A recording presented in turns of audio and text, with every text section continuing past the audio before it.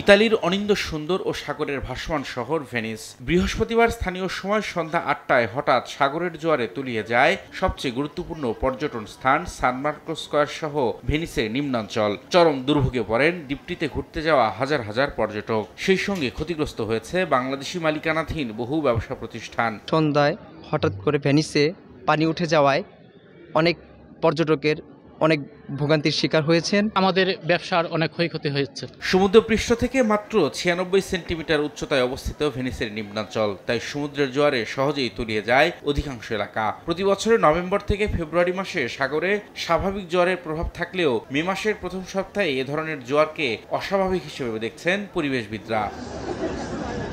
বিশ্ব ঐতিহ্য ও ইউনেস্কোর প্রথম সারির গুরুত্বপূর্ণ শহর ভেনিস। বিভিন্ন প্রতিকূল পরিবেশ সহ্য করে শহরটি এগিয়ে যাচ্ছে গত কয়েক শতাব্দী ধরে। ইতোমধ্যে প্রায় ৬,০০০ মিলিয়ন ইউরো খরচ করে শহর রক্ষায় একটি অটো ইলেকট্রনিক বাঁধ নির্মাণ করা হয়েছে, যা সাধারণত নভেম্বর থেকে ফেব্রুয়ারি মাসে প্রবল জোয়ারকে প্রতিহত করার জন্য ব্যবহার করা হয়।